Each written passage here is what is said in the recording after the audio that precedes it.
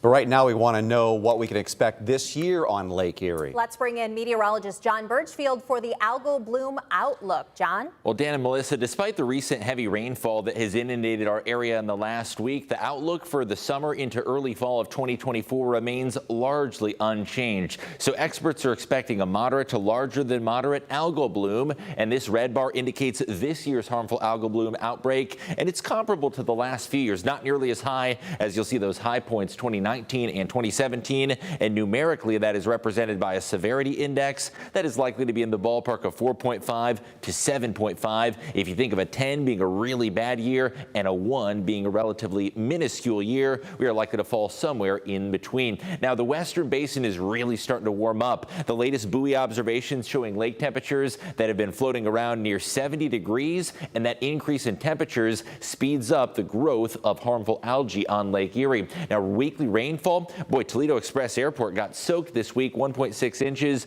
but some of those areas and farm fields surrounding the Maumee River that feed into the lake didn't get quite as much. So as a result, the amount of nutrients that have fell into the river and the lake haven't been that bad. Normally, heavy rainfall increases runoff, but our phosphorus levels as measured near Waterville on the Maumee River remain relatively unchanged. This number is at a 265 right now. It was a 263 a week ago. So really not that too much of a fluctuation due to the rainfall. Now, one interesting tidbit to watch forecast-wise is the cooler than normal trend as we head into the middle of the month of June. Of course, warm and humid conditions can also exacerbate the algal bloom, but we are expected to stay cooler than normal, and that June rainfall, that is also going to play a role, so be sure to stay tuned to that WTOL 11 weather forecast for the impacts of the weather on the algal bloom this year. Melissa? John, thanks. Well, everyone who was here in Northwest Ohio and Southeast Michigan during the 2014 water crisis has a story. We all remember where we were when we heard about the problem.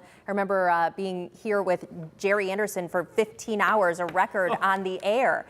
And we also remember what we did for that weekend that followed to make it through this. It was so scary because it was hard to come across water. The stores had pretty much been cleared out everywhere. So even the bigger stores where, they have more of an influx of water, they had Costco and Sam's Club and stuff like that, even they were getting cleared out. And the water crisis also, people didn't know what was coming next. It almost felt apocalyptic in a way. So people started buying all the groceries, all the toilet paper, all the paper towels. It was crazy. As we were on that weekend, our team here at WTOL 11 is still committed to protecting our water, and we want to hear from you. Send us a video of you sharing your memories during the water crisis 10 years ago. You can text it now to 419-248-1100. Make sure to include the word water to get a link directly to our coverage online now.